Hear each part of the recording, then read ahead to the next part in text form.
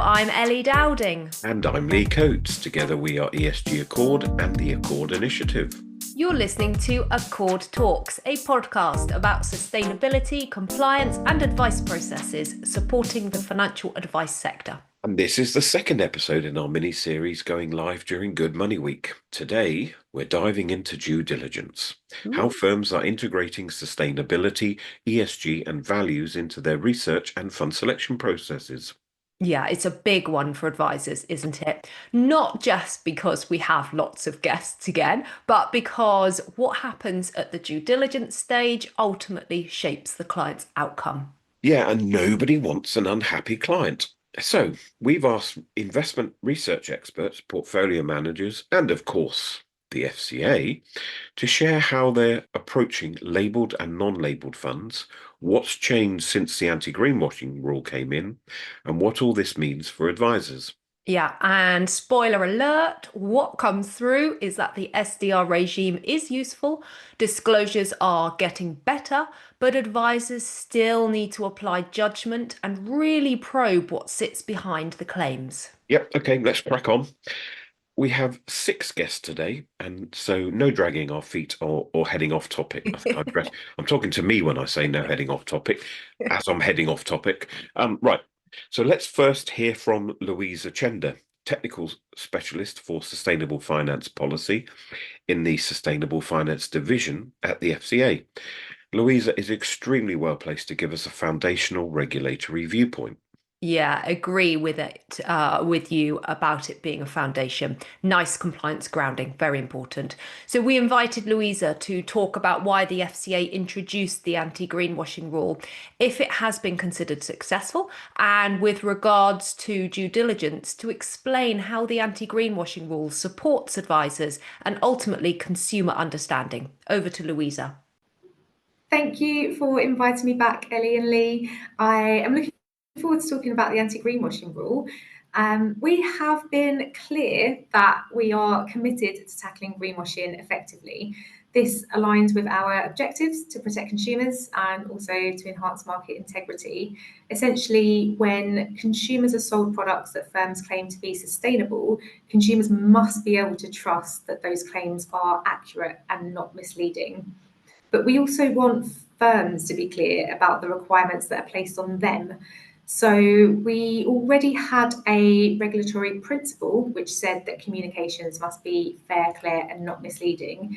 But we heard from industry that our expectations about what this meant in a sustainability context weren't necessarily clear. So we took the opportunity to address that by introducing a standalone rule. We introduced the anti-greenwashing rule for all authorised firms rather than just asset managers to reinforce that the clear, fair and not misleading principle applies to all firms. The rule essentially clarifies that the principle applies to sustainability claims that firms make about products and services, and also clarifies that those claims must be consistent with the sustainability characteristics of those products and services. What was interesting was that although the rule clarifies existing expectations, firms wanted even more guidance as to what it meant in a sustainability context. So we consulted on and then introduced some non-handbook guidance to the rule. And this provided specific examples to help firms understand how it applies in practice. So what this means and what you'll see is that where firms are actually following our non-handbook guidance, advisors and consumers should be able to see that sustainability claims are correct, capable of being substantiated, clear, presented in a way that can easily be understood, complete, so that means not hiding or omitting important information, and it also means that comparisons to other products should be clear, fair and meaningful. In terms of whether the rule has been successful, I would say that we received really positive feedback from stakeholders about the anti-greenwashing guidance and the examples. I think these were really welcomed. Firms welcomed the good practice and wanted to see even more of the bad practice too. The rule has been enforced for over a year now, and we've seen a number of indications that it has been having a positive impact So, for example, there was a survey that found that most members surveyed believe that the SDR has successfully reduced greenwashing. I think that survey by the Investment Association was broader than just the anti-greenwashing rule, but it's still very positive to hear. Given the anti-greenwashing rule reinforces the existing principle, it's worth adding that we weren't necessarily expecting a huge uplift, either in the kind of issues or remedial activity that would be required by firms. But despite that, we have found that firms have been reviewing their governance processes and their internal guidance to make sure they take account of the rule appropriately. And they've also reviewed their suite of products to ensure that sustainability claims are indeed fair, clear, and not misleading. So this should bring reassurance to consumers and markets and advisors that firms are indeed taking this seriously. And therefore, above all, it should help to build trust both for advisors and consumers. What it doesn't mean is that any other due diligence efforts by advisors can now stop, but it does mean that the sustainability related claims on products and services should now be clearer and should now be backed by evidence. Thanks so much to Louisa for sharing this. It's so good to have the FCA's input. Their work on consumer trust is really important. Completely agree. Consumers must be able to trust sustainability claims and not just try to wade through marketing spin. Yeah, and the reminder that the anti-greenwashing rule applies to all authorised firms, not just fund managers. That's a key takeaway for sure if we think about how a recommendation is presented to a client. Yeah, that totally links to the importance of identifying and understanding what the client wants and expects from the investment recommendation. Yeah, I also love it that she stressed that while the rule improves clarity, it doesn't replace advisor due diligence. It just gives a clearer starting point. Yeah, it means advisors can spend less time decoding jargon and more time checking substance, which is surely the perfect lead into our next guest. Okay, yes, it is. So let's now hear from Max Dorr. Max is, again, a very well placed speaker. He is Director for Sustainable Investing at Fidelity International. We asked Max to tell us what is being done behind the scenes to support advisor due diligence, to produce the consumer facing and detailed product disclosures. Hi, Ellie. Hi, Lee. Great to be on Accord Talks. And thanks for asking the question about what's going on at asset managers like Fidelity to produce the customer facing and detailed product disclosures. Well, one thing I can definitely tell you is there's a heck of a lot of work going on in the background to produce these documents. Initially, when implementing SDR, the focus was ensuring the labels and products were correctly classified and on making relevant adjustments to the prospectuses. Now everything's up and running. Managers are starting to think about the ongoing reporting. The consumer-facing disclosures, which are required as part of the launch for all funds with labels or sustainability-related terms in their name, have already been produced, and the FCA actually encouraged the industry to produce a voluntary template for these, and the IA actually has done a cracking job here and provided a resource which asset managers can leverage. And a lot of asset managers have used that template, adding their own branding, of course. Now, with regards to the ongoing product level disclosures, again, for both for funds with labels or funds with sustainability rated terms, the main task involves building templates within reporting tools and working out the data flow. So how do you set up the plumbing for all the key performance indicators mentioned within the prospectus and the consumer-facing disclosure, and any other metrics which support clients' understanding of the strategies? All of this behind the scenes work is of course crucial to ensuring that these documents are not only compliant with the regulations, but also informative and accessible to both advisors and end consumers to help them understand the sustainability outcomes that their funds are trying to provide. Thanks so much to Max for sharing with us. It was really a peek behind the curtain, wasn't it? Such an Yeah. incredible Yeah. amount of work. I love that we're now moving towards seeing the ongoing disclosures. That's the disclosures fully formed, if you like, consisting of consumer-facing disclosures, pre-contractuals, and now the ongoing disclosures. It's brilliant stuff. Yeah, I mean, I liked that he described it as plumbing, Yeah. the idea of pipes and valves connecting metrics to prospectuses. Not glamorous, but easy to picture and so important. And his point was clear. When advisors hand over a consumer-facing disclosure, there's serious infrastructure behind it. Agree. It all means that advisors can use the disclosure document with more confidence when they're doing their due diligence, I think. And that is the good basis for meaningful client conversations. Yep. Okay, so let's move on to our next guest. We have Christopher Cade joining us. Christopher is a partner and head of sales at Saracen and Partners. We asked Christopher about the use of labelled and non-labelled funds, about Saracen's viewpoints and situation within the SDR. Let's hear from Christopher. Hi, Lee and Ali. Great to be on Accord Talks with you, and delighted to be asked to make a few comments. Firstly, stewardship is extremely important at Saracen. We have a long heritage in representing our clients with the investee companies with whom we put client assets. So we're very supportive of the anti-greenwashing rules. We really think that it has helped clients have more confidence. It's helped the understanding of the clients, and so it will ultimately increase business written or transacted in this area. The recent legislation has really helped show, I think, all the different ways that managers are investing with ESG in mind, and that can only assist IFAs or intermediaries match our products and services and those of our other manager colleagues with the client's ESG preferences. That is, of course, if they're asking the question correctly and at the right time within the advice process. And I know that ESG Accord help a lot of IFAs understand the importance of that and the compliance issues around doing so.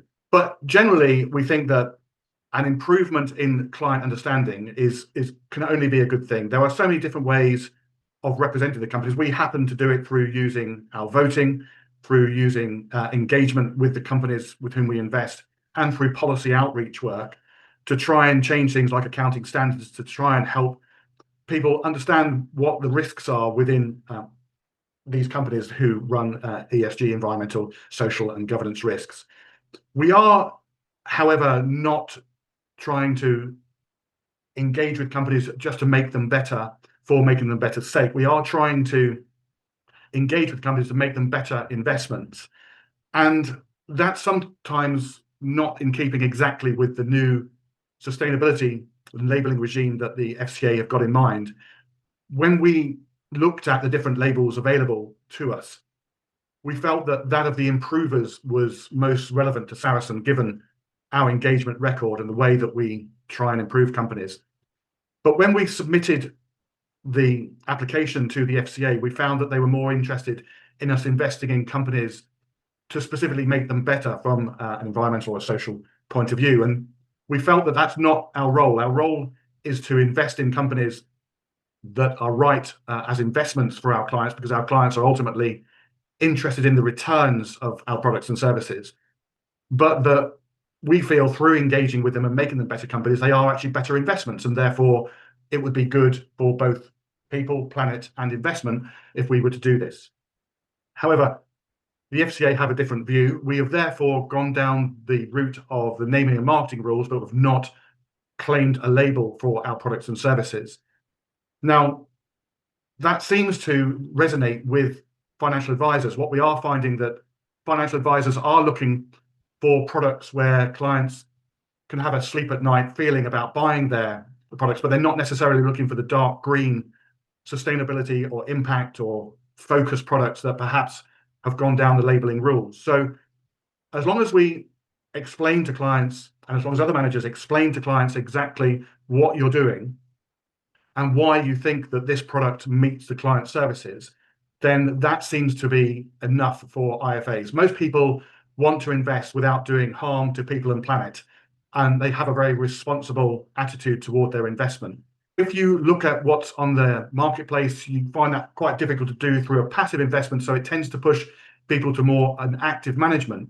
But active management also needs to be aware of the sort of the volatility and also the return profile of what the clients are trying to achieve. So what we're trying to do is we're trying to marry this all together by giving clients good returns, but also giving them a responsible investment strategy in the true sense of the word. That is to say that we're investing in companies that we feel are good companies with a high ESG materiality, but also that where we will engage with companies to try and make them even better, and in doing so to improve their return aspect as well.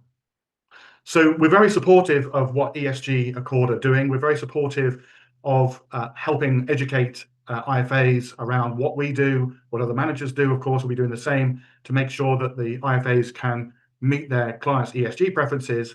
However, we are not a dark green impact or focus manager currently, because we are not seeing that as a driving force from clients, whether they be intermediaries or the underlying clients. Thanks so much to Christopher for joining us and sharing his views, and thanks so much for the positive comments supporting our work at ESG Accord. I love how Christopher brought us straight to stewardship, voting, engagement, and policy outreach, all designed to make companies better long-term investments. Yeah, and I think something that is really critical here is that he reminded us that not every manager is chasing a label. Some are relying on their naming and marketing rules instead. Yeah, quite right. And that doesn't mean they're off the sustainability train. It just means their route looks different. Advisors need to be able to understand this via the disclosures and be able to recommend accordingly to match client needs and preferences. And I loved his sleep at night phrase. Isn't Yeah. that just exactly what a client wants Correct. and what every advisor and the regulator wants every client to feel? It is confidence that their money is doing no harm and aligned with their values without endless technical detail. Shall we move on to our next guest? Oh, yes, please. So our next three guests actually have shared their views more specifically on due diligence for fund selection. Now we are really getting into the details that'll be helpful for advisors. Yes, we are. Okay, so let's hear first from Guy Pampelin, who is an investment research analyst at Square Mile Investment Consulting and Research. Over to Guy. Hi, Lee and Ali. Thank you so much for having me here. It was always a pleasure to talk to you, and especially in such an important topic with this comprehensive way of doing things that is usually the approach that you take. And addressing your question, I would say that the introduction of the SDR and the anti-greenwashing rule is intended to be positive for the fund's due diligence process as a whole thing. And a key outcome is that both labeled and non-labeled funds making sustainability claims, now they have a similar level of disclosure requirements. And this is because even if a fund decides not to go for SDR label, it must still provide specific disclosures if it highlights any type of sustainability characteristics in its marketing or process. And I believe that this consistency proves highly beneficial for due diligence. That's what we do here.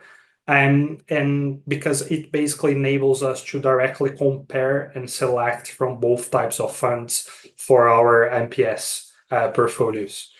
For labeled funds specifically, our due diligence process has been focusing on understanding how the fund met the criteria for its label and whether or not the process has changed.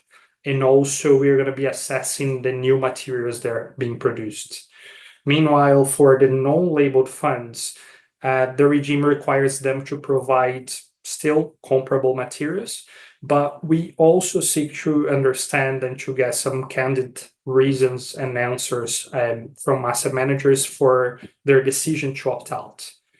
These reasons, as you might imagine, they vary, and sometimes communication issues with the regulator. Sometimes they don't really want to tweak any part of their investment process. And I would also bring to attention that there are some specific types of funds that are quite traditional, such as ethical funds that were not given the option to obtain a label at this point in time, which is still, highly debatable. And finally, I would say that the standalone impact of the new anti-greenwashing rule has been positive so far, and especially because it requires firms to carefully define the terms that they're using, back up their claims with credible evidence, and provide a more balanced and sometimes nuanced feel that includes both the positive and the negative aspects of their product or service. So I would say that basically, as a result, the marketing materials that have been published are becoming more objective and less reliant on jargon, which definitely has created a more transparent and trustworthy environment for everyone involved. Thanks so much to Guy for his commentary and experience. I love his starting key outcome that labelled and non-labelled funds now have similar disclosure requirements, and that there's now consistency to directly compare and select from both types of funds. It's critical. Yeah, and if a fund talks about sustainability, it has to back it up. No free pass. And Guy said about the marketing materials becoming more objective and less reliant on jargon. We've already heard about jargon quite a bit. That has got to be music to the ears of advisors and their clients. Yeah, exactly. And so we're back to creating transparency and trust again, I think. And that is music to the regulators' ears. Everybody's ears are happy. Yeah. Okay, so we're having such a positive podcast today. Yeah, it really is. And I have to say, I feel really lucky to be part of all this. It's great. So, okay, let's And move me. on and hear from our next guest. Okay, so next we have Mariella Rice-Jones. Mariella is the responsible investment lead for Brooks Macdonald. I know that Mariella has a lot of great insights to share on this topic. Hi, Ellie and Lee. Thanks for having me on the Accord Talks podcast. It's great to be here. In terms of how we take into consideration labelled and non-labelled funds as part of our due diligence, within our fund selection process, we don't require a fund to hold a specific SDR sustainability label. Instead, we focus on whether the fund's objectives and asset selection processes align with our own objectives. Specifically, we're looking for investment exposure to companies that are either providing solutions to sustainability challenges through their products and services. We call these solutions providers, or companies that are operating responsibly, minimizing their negative impacts and maximizing their positive ones in terms of their business activities themselves. We refer to these types of companies as responsible businesses. Within that responsible business category, we're not sector agnostic. We want to be confident that the company isn't causing net harm to society and the environment, even if its operational practices are strong. Where an in-scope fund has obtained a sustainability focus or a sustainability impact label, that can often be a helpful signal. We found that these funds do often invest in solutions providers, which aligns well with our goals. And many of the funds that we do invest in have adopted focus or impact labels. Crucially, however, the absence of a label does not mean that an in-scope fund is not suitable. Some fund managers rely more on qualitative assessments when it comes to mapping products and services to sustainability themes and outcomes. And these qualitative approaches, we've found that they've largely struggled to find a home within the SDR labels. In some cases, there might be broader strategic reasons why a fund which previously had sustainability in its name has not now pursued a label, even though sustainability remains central to its investment process. So when it comes to in-scope funds, we are open to investing in both labelled and unlabelled with sustainability characteristics funds. As mentioned, we also take a broader view of sustainability, allowing for companies that contribute through their operational practices, how they treat their stakeholders, even if they're not directly offering sustainability-linked products. And we recognise that funds taking this operational lens to sustainability have typically faced more challenges in obtaining SDR labels. However, we believe they do still play a valuable role in a diversified sustainability strategy, provided that they apply a thoughtful and intentional approach, that they avoid sectors and business models that are fundamentally misaligned with sustainability goals. And as long as they have, the required exclusions and clear selection standards in place. So that's for in-scope funds. For out-of-scope funds, where we can't rely on labels. We base decisions solely on our due diligence of the fund's objectives, investment processes, selection standards, and exclusions. We also look more broadly at their stewardship practices, the resources underpinning their strategy, and we always conduct a look through to underlying holdings to ensure both that there's alignment with a fund's stated approach, but also that the underlying exposures meet our own sustainability expectations. Since the introduction of the anti-greenwashing rule, we haven't actually seen dramatic changes in the materials provided by fund managers or large rollbacks in the language used or the claims made. And I think we view that positively. We take that as an encouraging sign that the funds we are investing in were already exercising care and caution and transparency in their messaging. However, one notable development is, I would say, the increased use of case studies in reporting. So particularly those highlighting underlying company exposures and how they've met specific investment criteria. We've also are seeing more detailed case studies on engagement and voting activities. These really help illustrate how managers are applying their processes and exercising judgments in practice, which I think is very important from an anti-greenwashing perspective. Now, this shift might be partly driven by the anti-greenwashing rule, but could also just be a broader reflection of the positive reception that such materials receive from clients. We've also seen, I would say, more transparent communication from some fund managers in the impact space, being more transparent perhaps than ever about the limitations of their role in delivering impact outcomes. Even when a fund carries an impact label, managers are increasingly clear that they are not solely responsible for generating impact, particularly as investors in secondary markets. Instead, they are increasingly emphasizing that these investments are aligned with positive impacts and are very much worthy of having an impact label, but they're not directly causing the impact. And I think that's a really important distinction and something that we at Brooks Macdonald, with our responsible investment service, have long recognised, but it's encouraging to see that gain broader recognition across the industry, and it's a direction we would like to see continue. Thanks so much to Mariella for joining us. It's really great to understand more about their process, and I think it's very valuable insight for advisors too. I found it interesting how they split out their investment selections, those that provide solutions to challenges and to responsible businesses, which they describe as those that are minimizing their negative impacts and maximizing positive ones. That's really interesting. Yeah, agree. And I think when Mariella stressed that the absence of a label doesn't mean absence of sustainability, it's a great point. Yep. And I love the way that she talked about solutions providers and responsible businesses. These are categories that don't always map neatly to labels. Yeah, and I really liked your observation that case studies are appearing more often in fund reports. Engagement stories, voting outcomes, even limits of impact. That's gold for advisors who want to show clients what's actually happening. And in my experience, clients want stories rather than details on things like alpha and beta. Yeah, it really turns sustainability, I think, from an abstract concept into a real life narrative. Yeah, And yeah. I have to say, I love that she mentions about secondary markets and impact generation. It makes me think we need to do an impact podcast. Okay, add it to the list. Right, can you believe we are now at our final guest? Last, but absolutely by no means least, we have Tom Buffum joining us from RBC Brewin Dolphin. Tom is a portfolio manager, and I know from our experience working with him in the past that he will have some great comments for our listeners. Over to Tom to share about SDR and fund selection. Hi, Ellie and Lee. Great to be here on Accord Talks. And that's a great question, and one I'm frequently being asked by our financial advisors inquiring about our sustainable model portfolio service.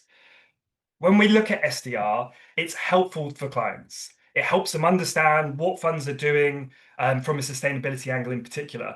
However, it's not the best space at the moment to build a portfolio, let's say an MPS service around. The reasons behind that is the initial uptake from the fund management industry was disappointing. The IA surveys of people who were intending to assign a label to their product versus those who actually managed to get that over the line by the April 2nd deadline was about, just under half. So the the uptake and the number of funds available is a lot less than we were hoping. Secondly, it only applies to onshore funds. So if we look at our sustainable MPS service, about 2/3 of them are onshore, but that means about a third of them are offshore and fall out of scope of the regime. So these two kind of points combined mean there's relatively limited choice. If you were to build a portfolio that said, right, our number one criteria is, does this fund have an SDR label? You're going to end up with only a few funds and not the diversification that you really need. And that limited investment choice, we think, would disadvantage client outcomes on the investment performance. And that really brings me to the two key things that we look at when we're picking funds for our MPS. Number one is obviously, for anything that's sustainably badged, is the internal assessment of how effective that fund's approach is to sustainability. And number two is the fund's ability to generate positive investment returns.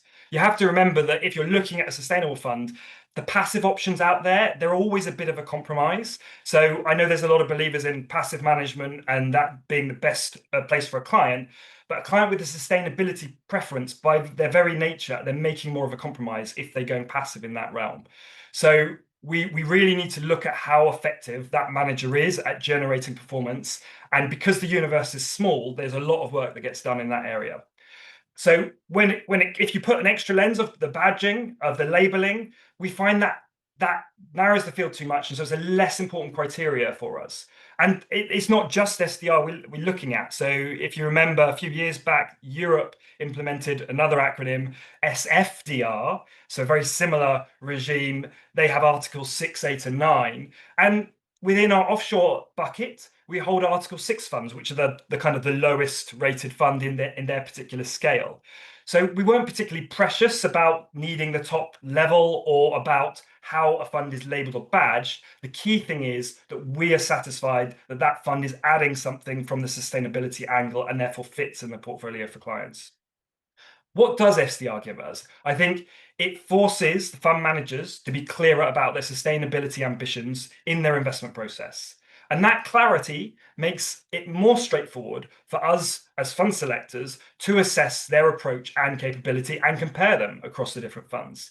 The KPIs that it brings are going to be interesting. It's another thing to monitor. If I'm honest, over the long term, I'm not sure it's going to be all that revealing in how good a fund is, because the KPIs and the direct linking isn't always ideal. And I think these journeys are not a straight line in terms of either environmental transition or social transition. So those KPIs are going to be noisy. They're going to move up and down. It's not going to be the be all and end all of measuring a fund's performance on the sustainability angle. So really, to sum up, the SDR labels have been helpful, particularly in client understanding, but they don't offer enough choice to be essential criteria around building a portfolio today. Hopefully, that will change as the regulation beds into the industry and we see more fund launches with labels in the space and maybe even offshore funds coming into scope. But I'm sure the FCA will hopefully give us a clear steer on that in the near future. Thanks so much to Tom for sharing with us today. It's brilliant. So I think Tom is really helpful in highlighting here that the point that advisors need to understand that the labels are not the only selection criteria. So he's looking out across non-labeled products as well. It's that same point over and over again to look beyond the labels. Yep. And it's about balancing performance as well as sustainability. Yeah, and as we all know, the SDR is not a labels regime. Yeah. We have the same disclosures for labelled products as we do for the sustainability characteristics with no labels.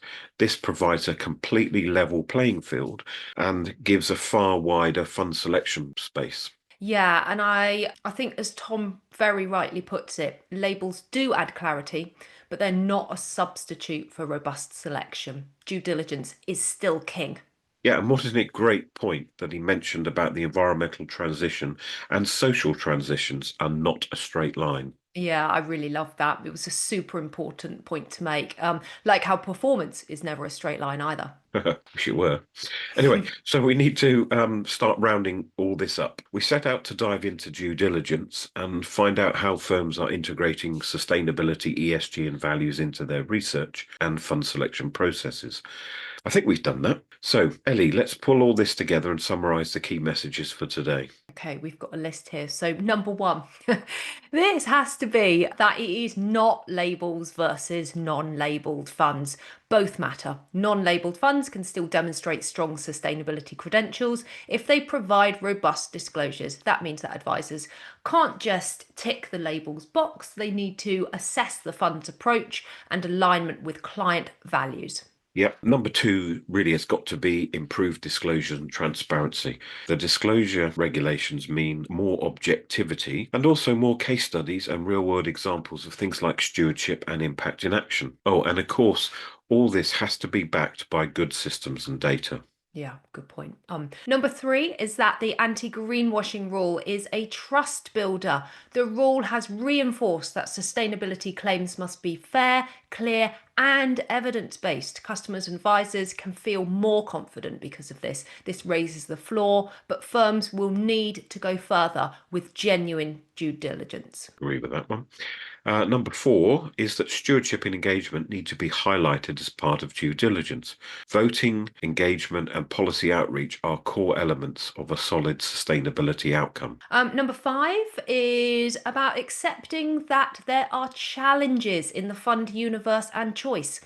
There has been limited uptake to the SDR labels, and offshore funds are currently out of scope. This means that advisors need to know and prepare that they can't build whole portfolios on labels alone. And throwing in a quick technical compliance point for you here, I think I would like to quickly add that the latest FCA's quarterly consultation, that is the CP 25/24, which was just released, does actually include a tweak in the wording for index tracking funds, which may well mean that we see an increase in labelled tracking funds coming soon. That's a good point, and that's got to help with broader investment selection for advisors as well.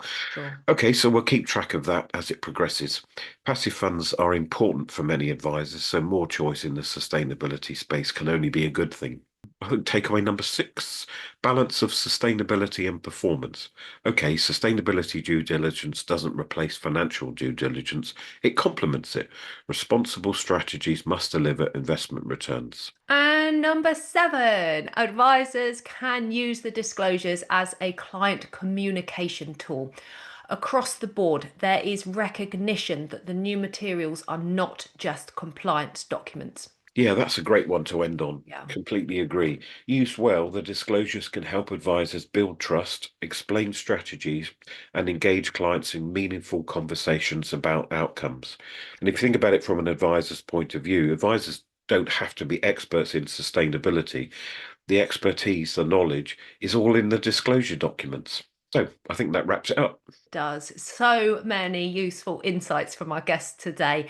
Thank you so much to Louisa, Max, Christopher, Guy, Mariella, and Tom for taking the time to join us. We hope that you'll take a look at the free to access solutions offered on the Accord Initiative website as well. And I have to add that the toolkit, as well as the advice process templates, also include a due diligence questionnaire and an anti-greenwashing checklist for advice firms to check their own claims. Yep, and thanks to our partners, that's all available on a free-to-access basis. So don't forget to subscribe and follow Accord Talks so you never miss an episode.